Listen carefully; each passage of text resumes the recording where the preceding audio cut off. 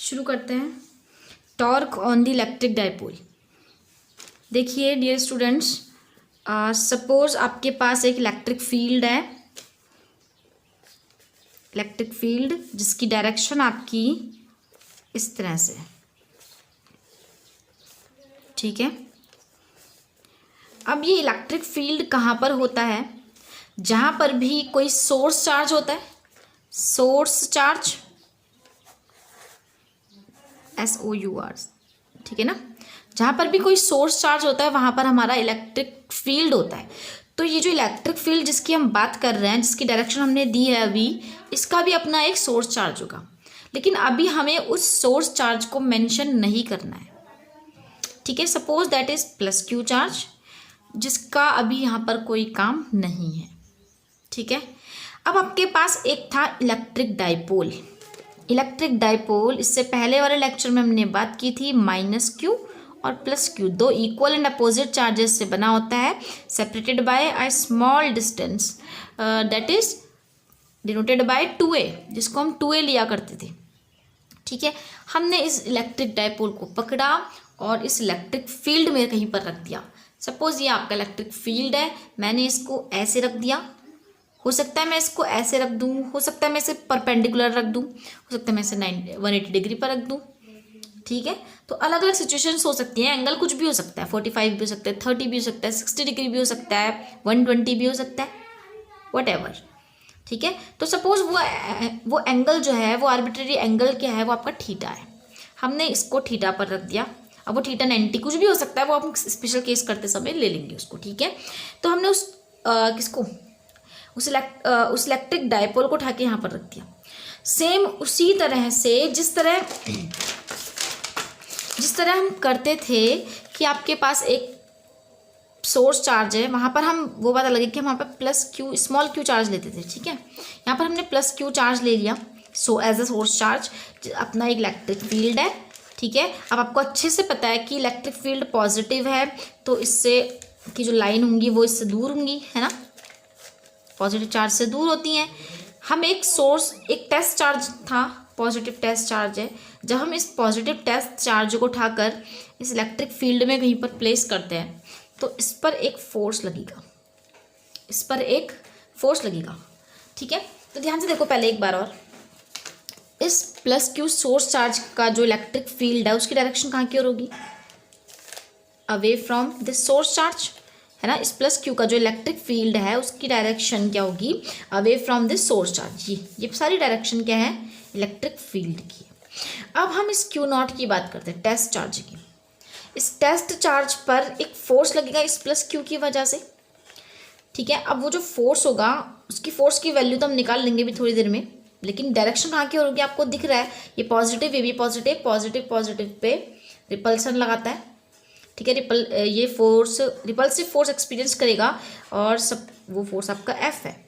It mean इस positive Q not charge पर जो फोर्स लगेगा इन द डायरेक्शन ऑफ, देखिए इस पॉइंट पर जो इलेक्ट्रिक फील्ड है वो भी इस डायरेक्शन में है, देखिए ये इलेक्ट्रिक फील्ड की डायरेक्शन इधर है, ऐसे में है, और फोर्स भी इसी डायरेक्शन में है, तो दोनों सेम डायरेक्शन में है, ठीक है।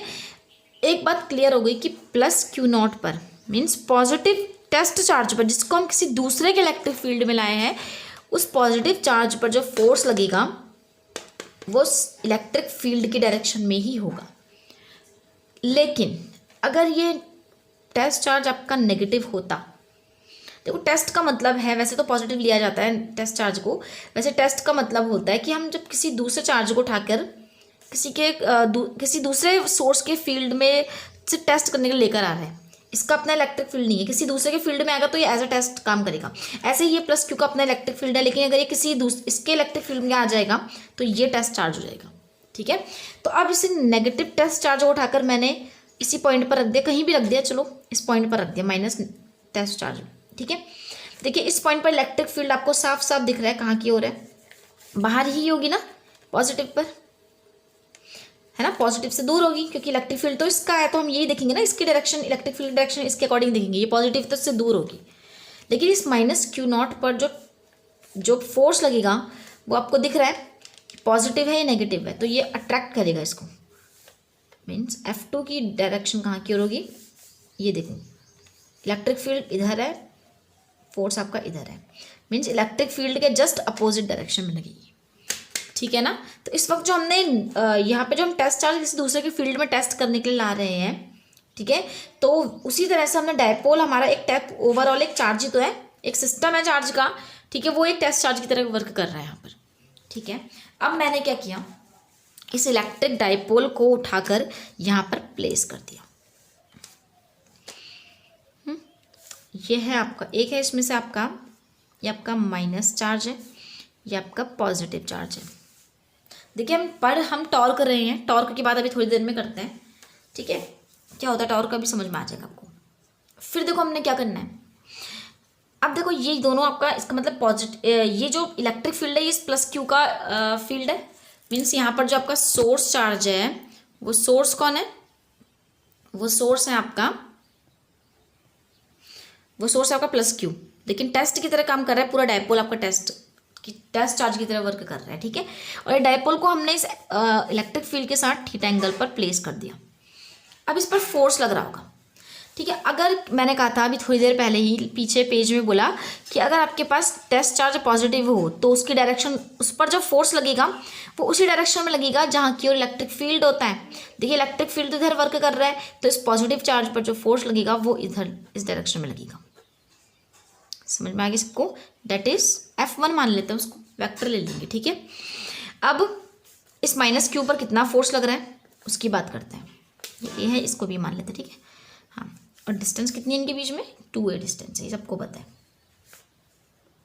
अब इस माइनस पर जो फोर्स लगेगा, मैंने फिर बताऊंगी, इलेक्ट्रिक फील्ड आपकी डायरेक्शन आपकी ये है, और माइनस अगर आपका test charge minus Q naught आपका माइनस होता है, तो हम उस पर जो फोर्स लगेगा वो इलेक्ट्रिक फील्ड के जस्ट अपोजिट लगता है, दैट इज दिस, इस डायरेक्शन में इस पर फोर्स लगेगा। Suppose that force is vector F2, ठीक है। इसकी वैल्यू निकाल लेते हैं, इसकी वैल्यू निकालते हैं। देखिए फोर्स एक्टिंग ऑन F1, नहीं, force acting on plus Q, that is vector F1। उस वेक्टर F1 की वैल्यू क्या होगी पता है, देखो जब हमने पीछे पढ़ा था कि जब हम किसी क्यू नॉट को, कुछ ऐसा फॉर्मूला पढ़ा आपने, E=F/Q0, जहाँ क्यू नॉट आपका टेस्ट होता था, यहाँ पर आपका टेस्ट चार्ज की तरह प्लस क्यू काम कर रहा है, तो फोर्स निकाल दें अगर हम F तो ये क्यू नॉट यहाँ पर आएगा तो क्यू नॉट E हो जाएगा, ऐसे होगा कुछ। तो बताइए F1 क्या होगा, क्यू नॉट की जगह पर आपका है प्लस क्यू E। खैर आपने ये प्लस क्यू या ध्यान रखना, ये पॉजिटिव चार्ज है इसलिए प्लस क्यू नहीं लिया है, ये प्लस क्यू हमने, आप नहीं भी लोगे चल जाएगा वैसे।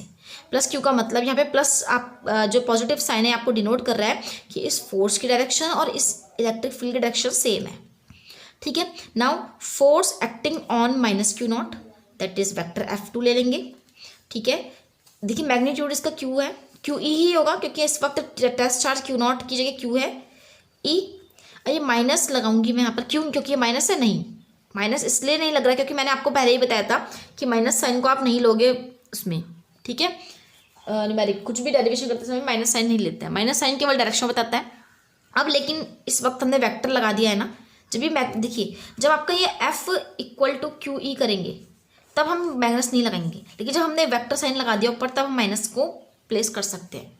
अब माइनस साइन जो डिनोट कर रहा है ये आपको बता रहा है कि फोर्स जो F2 की डायरेक्शन है वो E का जस्ट अपोजिट है, E माइनस, E के आगे माइनस लगने का मतलब जहाँ E है उसका उल्टा मैं हूँ, F2 हूँ, ठीक है। ये F2 बोल रहा है E का जस्ट रिवर्स में, उल्टा माइनस में हूँ, ठीक है। तो अब देखो ध्यान से, एक फोर्स F1 इधर वर्क कर रहा है, एक फोर्स इधर वर्क कर रहा है, जरा एक बार देखें कि इस पर ओवरऑल फोर्स कितना काम कर रहा है, ठीक है।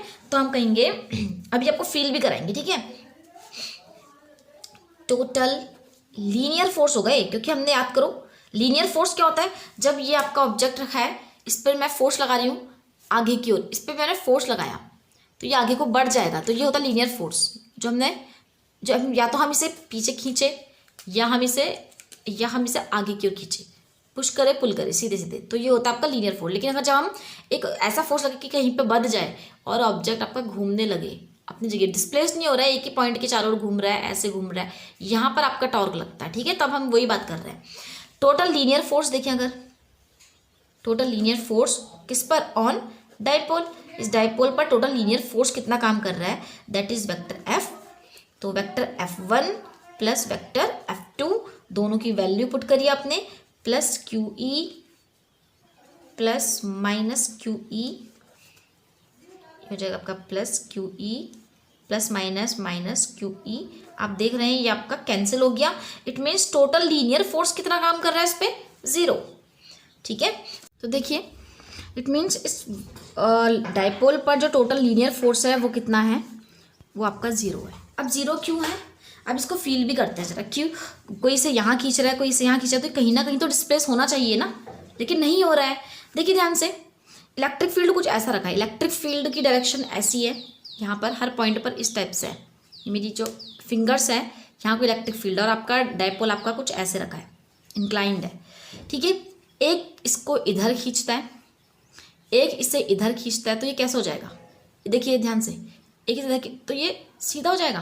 ध्यान से देखो एक बार और, इस इलेक्ट्रिक डाइपोल पर कोई इसे इधर खींच रहा है, फील करोगे आप पेन को, एक इधर खींच रहा है और एक इधर खींच रहा है, एक इधर खींच रहा है और एक इधर खींच रहा है, तो ये आपका क्या होगा, देखिए इस पर कोई लीनियर फोर्स नहीं लग रहा। देखो ये ऐसा हो जा रहा है, रोटेट कर रहा है, ये अपनी पोजीशन को तो चेंज नहीं कर रहा ना, ये सिर्फ ऐसा रोटेट हो रहा है, ऐसा लग रहा है जिसकी कुछ यहाँ पर किसी ने इसको बाउंड किया है। ये एक इसे इधर खींच रहा है, एक इसे इधर खींच रहा है, तो ये अपनी जगह से आगे नहीं बढ़ रहा है, कहीं नहीं बढ़ रहा है। देखो एक इसे इधर खींचेगा, इधर फोर्स लगा रहा है, एक फोर्स इस पर इधर लग रहा है, तो ये क्या हो रहा है, कुछ बस ऐसा रोटेट हो रहा है। फिर से इधर कोई एक इधर खींचेगा, एक इधर खींचेगा, फिर ये रोटेट होगा, मतलब अपनी पोजीशन पर ही है, ऐसा लग रहा है जैसे कि कहीं से बढ़ गया है। ठीक है, तो ये रोटेट हो रहा है हाँ ये क्लॉकवाइज आपका ऐसे रोटेट करने लगेगा। ठीक है, कोई लीनियर फोर्स नहीं लग रहा है, इसका मतलब आपका डाइपोल है वो कहीं नहीं जाएगा, किसी इलेक्ट्रिक फील्ड में आने के बाद ये कहीं भी नहीं जाएगा। ठीक है, लेकिन क्या होगा इस पर क्या होगा, एक, ठीक है ना, एक रोटेशनल फोर्स लगेगा जिसे हम बोलते हैं टॉर्क बोलेंगे, वो टॉर्क अप्लाई होने लगता है। ठीक है, अब हम एक बात लिखेंगे, क्योंकि जो force acting on dipole, linear force acting on dipole is 0। ठीक है, तो ये अपनी पोजीशन चेंज नहीं करेगा, लेकिन क्या होगा, ये दो जहाँ पर भी ना दो इक्वल और अपोजिट डायरेक्शन में क्या आता है, फोर्स लगने लगता है, वहाँ पर एक टॉर्क प्रोड्यूस हो जाता है। देखो दो तरीके से हो सकता है, कैसे घूमेगा, आप कहोगे एक इधर खींच रहा है, एक इधर, अगर ये आपका बॉडी ना देखूं, अगर ये डाइपोल आपका इलेक्ट्रिक फील्ड के साथ ही होता तो एक फोर्स इस पर इधर को होता, एक फोर्स इसे इधर खींचेगा, एक इसे इधर खींचेगा, समझ रहे हो ना, एक ने इसको इस डायरेक्शन में खींचा, एक ने इसके अपोजिट डायरेक्शन में खींचा, तो क्या होगा, देखो मैं अपने हाथ से दोनों को खींच रही हूँ, ये ना रोटेट कर रहा है, ना क्या नहीं कर रहा है, ना रोटेट कर रहा है, ना ही लीनियर मोशन कर रहा है, ना ही अपनी पोजीशन चेंज कर रहा है, कुछ ऐसा ही हो रहा है। ठीक है, तो कर क्या रहा है ये, ठीक है, तो ये क्यों रोटेट कर रहा है, एक्चुअल में क्या है, जब हमारे दो इक्वल एंड अपोजिट फोर्स, देखिए जब का अगर डाइपोल आपका कुछ ऐसा होता तो इलेक्ट्रिक फील्ड डायरेक्शन में डाइपोल रखा है, तो एक फोर्स इसका इधर लगेगा F1 और एक फोर्स इधर लग रहा है F2, और दोनों ही सेम है, इक्वल और अपोजिट फोर्स, तो ये ना इधर इस डायरेक्शन में मोशन करेगा, ना इस डायरेक्शन में मोशन करेगा, और ना ही ये रोटेट भी नहीं करेगा। तो यहाँ पर रोटेट क्यों कर रहा है, यहाँ पर भी तो कुछ ऐसा ही है, F1 और F2 दोनों इक्वल है ना। तो देखो ध्यान से देखो, यहाँ पर क्या है, F1 की जो डायरेक्शन है इधर और F2 की जो डायरेक्शन है इस डायरेक्शन में, इन दोनों को मिलाने वाली लाइन, देखो दोनों सेम लाइन में है, इनकी लाइन ऑफ एक्शन क्या है, सेम है बिल्कुल, जो फोर्स इधर लग रहा है वो फोर्स इधर लग रहा है, अपोजिट डायरेक्शन में लग रहा है, लेकिन लाइन तो क्या है, दोनों एक्सियली है ना, एक्सियली काम कर रहे हैं। लेकिन यहाँ पर क्या है, अगर ये फोर्स इस डायरेक्शन में काम कर रहा है, इक्वल और अपोजिट फोर्स, लेकिन इनकी लाइन ऑफ एक्शन देखिए ध्यान से, इसकी लाइन को अगर मैं पीछे को ड्रॉ करती हूँ तो अलग है, इस डायरेक्शन में अलग जगह ड्रॉ करूँगी तो अलग डायरेक्शन है।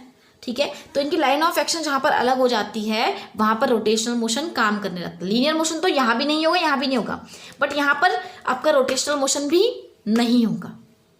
ठीक है, तो यहाँ पर क्या होगा, क्यों, क्योंकि यहाँ पे लाइन ऑफ एक्शन क्या है, सेम है। यहाँ पर क्या लाइन ऑफ एक्शन, इसकी लाइन ऑफ एक्शन ये है, इसकी लाइन ऑफ एक्शन ये है। अब यहाँ पर क्या होगा, एक टॉर्क प्रोड्यूस हो जाएगा। ठीक है, अब टॉर्क प्रोड्यूस हो जाएगा तो हम लिखेंगे, उस टॉर्क की बात कर लेते हैं। फिर जो टॉर्क होगा वो टॉर्क होता है क्योंकि दो इक्वल और अपोजिट फोर्स है और लाइन ऑफ एक्शन अलग अलग है ना, इक्वल और अपोजिट फोर्स है और लाइन ऑफ एक्शन अलग अलग है, तो इनके बीच में एक टॉर्क प्रोड्यूस होगा। तो इन दोनों फोर्स में से कोई एक फोर्स पकड़ लो, क्यों? क्योंकि दोनों सेम है, ठीक है। तो फोर्स इनटू और मल्टीप्लाई करेंगे किससे, दोनों जो फोर्स हैं, जो दो फोर्स लग रहे हैं ना अपोजिट में, सेम है वो, लेकिन उनके बीच की जो उनकी जो लाइन ऑफ एक्शन है, इसकी लाइन ऑफ एक्शन ये है, इसकी लाइन ऑफ एक्शन ये है, इनकी लाइन ऑफ एक्शन के बीच की जो परपेंडिकुलर डिस्टेंस है, देखो डिस्टेंस तो ये भी है, लेकिन 90 डिग्री पर जो डिस्टेंस होती है डिस्प्लेसमेंट, हो सबसे शॉर्टेस्ट डिस्टेंस लेनी है ना। दो पैरेलल डिस्टेंस के बीच, पैरेलल लाइन के बीच की जो शॉर्टेस्ट डिस्टेंस होती है वो परपेंडिकुलर होती है, ठीक है। तो इन दोनों की लाइन ऑफ एक्शन के बीच का हमने परपेंडिकुलर डिस्टेंस पकड़नी है, ठीक है। अब जरा डायग्राम में आ जाते हैं, मेन डायग्राम में आएंगे। तो देखो ये आपका डायग्राम है, इसकी लाइन ऑफ एक्शन पीछे को बढ़ाई जाए तो ये है, इसकी लाइन ऑफ एक्शन को पीछे को एक्सटेंड की जाए तो ये है। यहाँ से इनकी परपेंडिकुलर डिस्टेंस हमने वो कर दी, ड्रॉ कर दी, ठीक है। Suppose that is B N, ये बी एन हमने एक परपेंडिकुलर डाला, यही आपकी इन दोनों F1 और F2 के लाइन ऑफ एक्शन के बीच की डिस्टेंस है। हम लिखेंगे perpendicular distance between line of action of F1 and F2, F1 और F2 के बीच की जो लाइन ऑफ एक्शन है उनके बीच की परपेंडिकुलर डिस्टेंस देखनी है। तो फोर्स में से किसी एक का मैग्नीट्यूड रख देता है, QE माइनस में कोई ना कोई प्लस में ना माइनस में। हमने अब की बात देखो वेक्टर नहीं लगाया, जहाँ वेक्टर लगता है वहीं पे नेगेटिव साइन लगाया जाएगा, ठीक है। तो F की जगह मैंने ले लिया QE और परपेंडिकुलर डिस्टेंस आपकी BN। अब ये BN कैसे निकालेंगे, इसको इक्वेशन फर्स्ट डाल देते हैं। इस BN के लिए हम कुछ जरा ट्रायंगल में पहुंचते हैं जरा, ठीक है। देखो BAN, ये देखो BAN, इस ट्रायंगल में चले, इन ट्रायंगल BAN, देखो आपके पास गिवन है 2A, आपको फाइंड करना है BN, ये आपका थीटा रखा है, ये आपका थीटा रखा है, ठीक है ना। आपको फाइंड करना है BN, आपके पास गिवन है 2A, ये B, ठीक है। तो बताओ जल्दी से गिवन क्या है और फाइंड क्या करना है। हमें गिवन है इस थीटा के लिए दिस BN इज परपेंडिकुलर, देखो परपेंडिकुलर ये भी हो सकता है, ये भी हो सकता है, ठीक है। तो ये है आपका परपेंडिकुलर और ये क्या है 90 डिग्री के जो अपोजिट साइड होती है वो होती है आपकी हाइपोटेन्यूज। इसका मतलब आपको परपेंडिकुलर और हाइपोटेन्यूज गिवन है, और परपेंडिकुलर अपॉन हाइपोटेन्यूज क्या होता है आपका साइन थीटा, है ना। अगर आपको देखो ध्यान से, अगर आपको AN फाइंड करना होता तो आप कहते हैं थीटा के लिए ये परपेंडिकुलर, तो ये बेस, और गिवन आपको हाइपोटेन्यूज है तो बेस अपॉन हाइपोटेन्यूज, तब आप लेते हैं कॉस थीटा। क्लियर रखना है इस बात को, ठीक है। तो अभी हम बात करते हैं साइन थीटा की। साइन थीटा होता है आपका परपेंडिकुलर अपॉन हाइपोटेन्यूज। परपेंडिकुलर आपके पास है BN, ठीक है, जिसे हमें टू बी डिटरमाइंड, जिसे हमें डिटरमाइन करना है। हाइपोटेन्यूज आपका है 2A sine theta, we have to find BN, तो BN इक्वल टू आपके पास आ गया 2A साइन थीटा, ठीक है। अब इस BN की वैल्यू को उठा के हमने इस इक्वेशन 1 में पुट कर देना है, ठीक है ना। तो हम लिखेंगे substituting the value of BN in equation first, ठीक है। वैल्यू रख देते हैं दोनों की, तो आपके पास टाउ की वैल्यू आ गई, फोर्स है आपके पास QE, BN की वैल्यू आपके पास 2A साइन थीटा, ठीक है। अभी काम करते हैं जरा, थोड़ा सा ये Q इंटू 2A कुछ देखा देखा लग रहा है, Q इंटू 2A एक साथ रख दिया और E को थोड़ा पीछे ले गए, और साइन थीटा मल्टीप्लाई में आगे पीछे करने से कोई फर्क नहीं पड़ता है। And we know that dipole movement, electric dipole movement लिखना, हाँ electric dipole movement of a dipole P होता है, P कितना होता है Q इंटू 2A, हम यहाँ पे वैल्यू रख देंगे P, और ये आपका है E, PE sine theta, tau equal to PE sine theta, तो ये हो गया आपका क्या, ठीक है, टॉर्क। और इसी टॉर्क की वजह से, ड्यू टू दिस टॉर्क, ये जो आपका इलेक्ट्रिक डाइपोल है ये रोटेट करना चाहेगा, कहाँ से कहाँ की ओर, ये क्लॉकवाइज ऐसे ऐसे, और तब तक क्या करेगा, तब तक घूमेगा जब तक ये सीधा ना हो जाए। और देखिए जब ये सीधा हो जाएगा ना, तो उस वक्त कोई टॉर्क काम नहीं करेगा। क्यों नहीं करेगा? क्योंकि मैंने अभी आपको बताया उस वक्त F1 और F2 की लाइन ऑफ एक्शन क्या हो जाएगी, सेम हो जाएगी। ठीक है, और क्या होगा आपका जो टॉर्क अप्लाइड नहीं होगा और बॉडी कहीं भी रोटेशन नहीं करेगी। ठीक है, चाहे वो आपका इंक्लाइन 0 डिग्री पर आ जाए ई के साथ या डायपोल आपका 180 पे हो जाए, मतलब अलाइंड करने की, एक लाइन में लाने की कोशिश करता है कौन, टॉर्क डायपोल को एक लाइन में लाने की कोशिश करता है।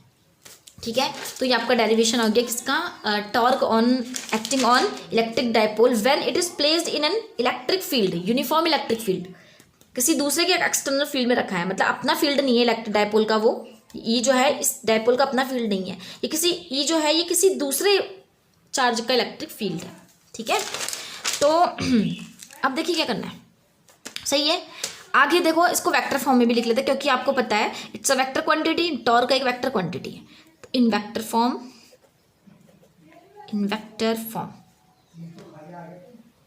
वेक्टर फॉर्म में देखिए, मैंने आपको एक बार बताया था vector A cross vector B equal to आपका होता है ए बी साइन थीटा, और एक वेक्टर क्वांटिटी मिलती है, यहाँ पर हम एक एन कैप भी लगा देते हैं डायरेक्शन देने के लिए। ठीक है, और ए डॉट बी होगा आपके पास, ए डॉट बी, तो वो आता है आपका ए बी कॉस थीटा। तो बताएंगे जल्दी से कौन सा वो लग रहा है, ऊपर वाला सही है कि नीचे वाला है। देखिए इसका ये दिख रहा है ना साइन थीटा में, तो ये तो इससे मैच कर रहा था हम ए क्रॉस बी। अब ए कौन है, बी कौन है, ए है आपका पी, बी है आपका ई। ठीक है, दोनों ही वेक्टर क्वांटिटी इंडिविजुअली।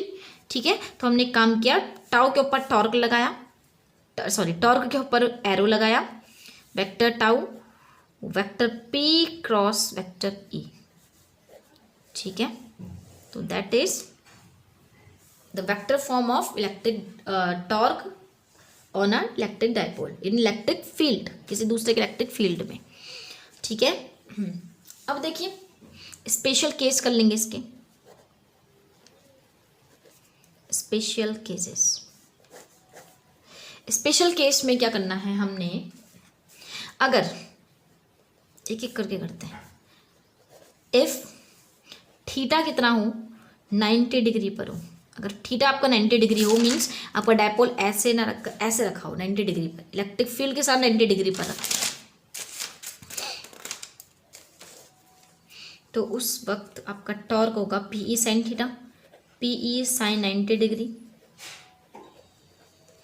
ठीक है, और 90 डिग्री की इसकी वैल्यू 1 होती है, तो P इंटू ई, तो सबसे ज़्यादा मैक्सिमम टॉर्क काम करेगा, हम लिखेंगे टॉर्क की मैक्सिमम वैल्यू, सबसे ज़्यादा वर्क इसी वक्त करेगा। ठीक है, और अगर आपके पास ऐसा होता है if theta equal to 0 degree, ठीक है, तो टाउ आपका कितना होगा, पीई साइन 0 डिग्री। ठीक है, और साइन 0 की वैल्यू आपको पता है 0 होती है, तो ये क्या हो जाएगा, 0 हो जाएगा। तो सबसे मिनिमम टॉर्क लगेगा ही नहीं, no torque will be acting on dipole. ठीक है, डायपोल पर कोई भी टॉर्क नहीं लगेगा, ये मैंने आपको बताया। 0 डिग्री का मतलब क्या है कि जो ये है ये इसी के साथ हो, मतलब ई और डायपोल के बीच में कोई एंगल नहीं है, 0 डिग्री का एंगल है। ठीक है, और अगर ये ऐसे ही अलाइंड हो जाए, अपोजिट डायरेक्शन में चल जाए 180 डिग्री, तब भी देख लेते हैं। If theta equal to 180 degree then tau equal to PE sine 180 degree. Sine 180 degree की वैल्यू कितनी होती है, ये भी 0 होती है। ठीक है, देखो साइन की वैल्यू 0 कब कब होती है, साइन की वैल्यू एक तो 0 डिग्री पर 0 होती है, जब आपका थीटा 0 डिग्री हो, थीटा आपका 0 डिग्री हो, या 180 हो, या 2 इंटू 180 हो, मतलब 2 पाई हो, या 3 पाई हो, 4 पाई, 5 पाई, 7 पाई, मतलब n पाई, साइन n पाई, पाई मतलब 180 डिग्री। ठीक है, पर 0 होती है। तो ठीक है, तो ये डेरिवेशन हमारा कंप्लीट हो गया, आप लोग इसको कर लेंगे। Thank you.